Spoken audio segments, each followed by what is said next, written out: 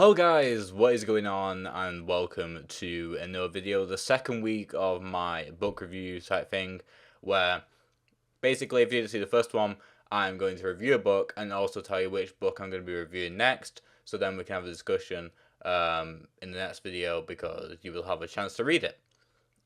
I am also recording this on the same day as last week's video because I read this book in like 3 hours.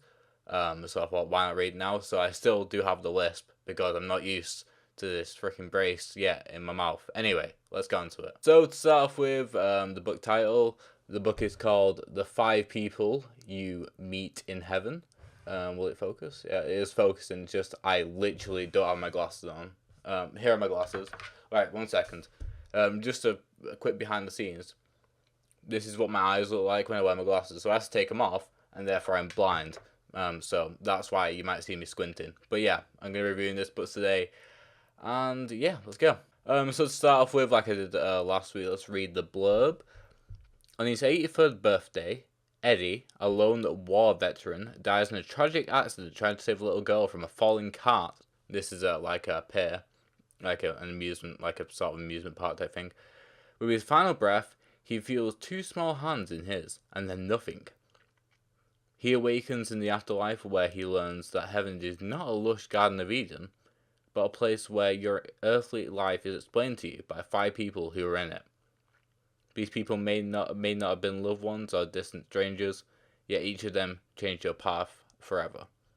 So, to start off with, basically what I love about this straight away is that it alters perspective on life. It's like one of the main concepts of the story, because every story has like a concept behind like the main plot of it. The plot is just basically to drive a message, and this one is that from your like singular perspective, it's like so like narrowed on the whole entire world. Like there's this concept where there's this theory where you as like the person are the only like actual living organism, and everyone else is just like for example, like if you tie a simulation theory into it, everything else is an AI. That is like a natural thing to experience, like just like in life, because well, just on a tangent here, when I was a kid, I genuinely, before I even heard of this theory, I used to think that everyone else is robots. I don't know if my mind was just a bit like messed up or whatever, but that's what I genuinely used to think about that.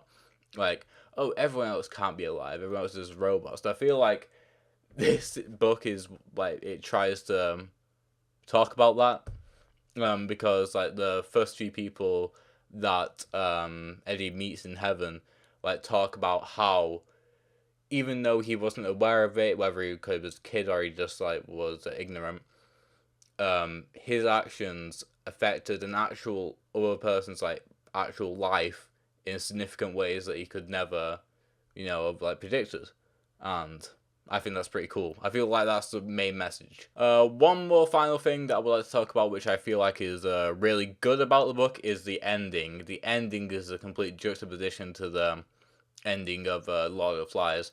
It is long enough, and it is also such high quality. It gave me it genuinely like it gave me shivers. Is that the right word for it?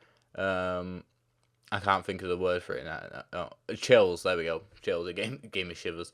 It gave me chills, and when a story does that to me, that is just it's just like it's a sign that it was really good.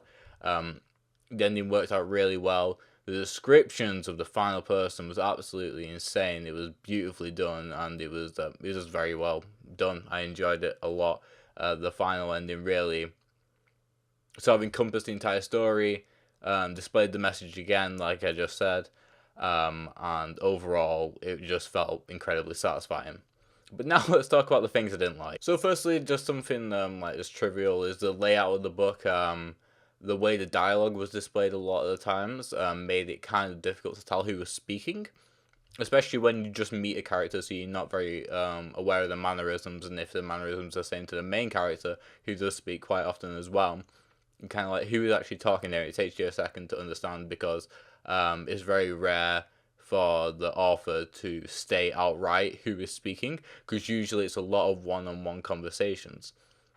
So after maybe the first piece of dialogue, the author doesn't really state who's speaking or not. And because every time a character speaks, the author indents, it sometimes feels like, oh, this is when the other character is speaking, but no, it's the same character, even though the dialogue is indented. So that's just one of the kind of gripes that I have with the book. One other thing that is kind of a nitpicky, but I feel like it's actually a strong point, is one of the other messages that the third person that Eddie meets in heaven like sort of portrays, is that no matter what the action, as long as it depends on how the action came to be. It depends how you should perceive it, because it's kind of the same thing again. Like, Eddie has this perspective on a certain event that happened, and when he gets shown the other perspective, he's supposed to forgive the person for it. Like, when he shows the reason why the action happened, he's like, oh, the thing he's supposed to learn, because it's like a lesson in every person he meets. Oh, now I know why that happened, I should forgive him. But, like, the act itself, this is a personal thing for me. I personally don't think that someone should be forgiven just based off like their reasoning behind it.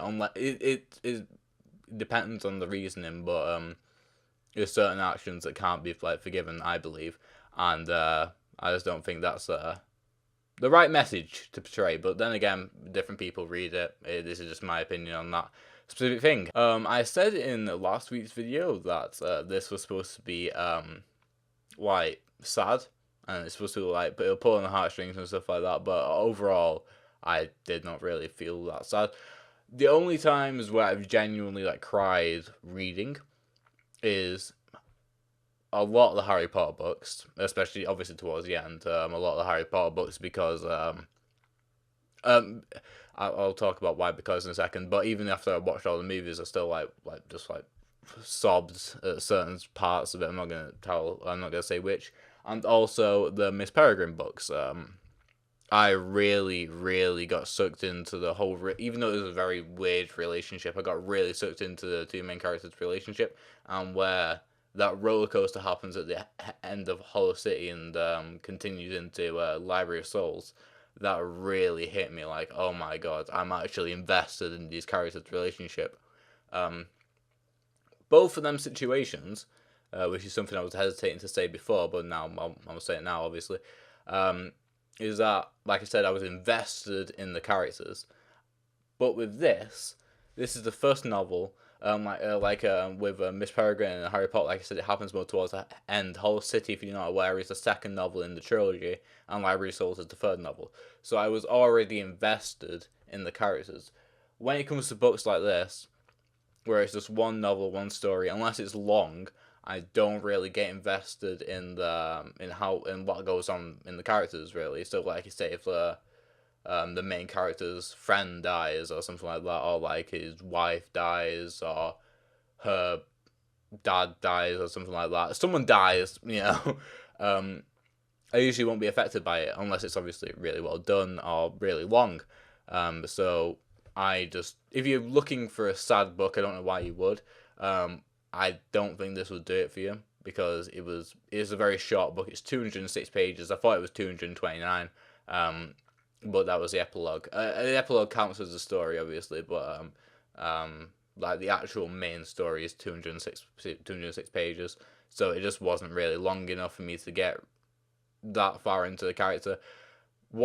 Just on the final note, even though it's short, it really sends a lot of good messages, and it drags up a lot of topics that I feel like are very interesting to read about, especially from while there's other stories going on with like quite a lot of interesting mechanics. I thought like they do delve into like some of the actual specific mechanics of this heaven, where it's like a personalized heaven, and I feel like that's just pretty cool, because they did it in the Hellraiser movies where like everyone has a personalized hell, and I really like that idea. Like, I don't know why I do, but yeah, I think it's pretty cool.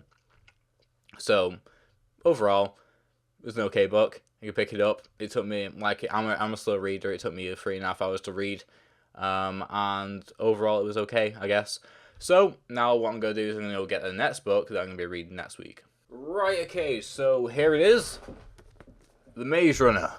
I know everyone and the grandmas, or whatever that saying goes, has read this book, and I want to try and keep this series to less mainstream books, so like people have a reason to watch it. But yeah, if you haven't seen this, then make sure to pick it up and read it for next week, and we can discuss it.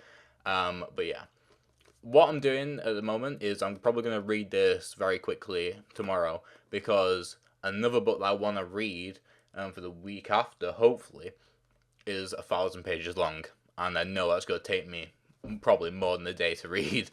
But anyway, I think that's going to be it for this video. It might have rambled on a bit too long at certain points, but I really wanted to just get everything out, and just hopefully some of it was coherent. So thank you guys for watching, hopefully enjoy the video. Make sure to like, subscribe, and all that good stuff, and else, and hopefully I'll see you next one. Goodbye.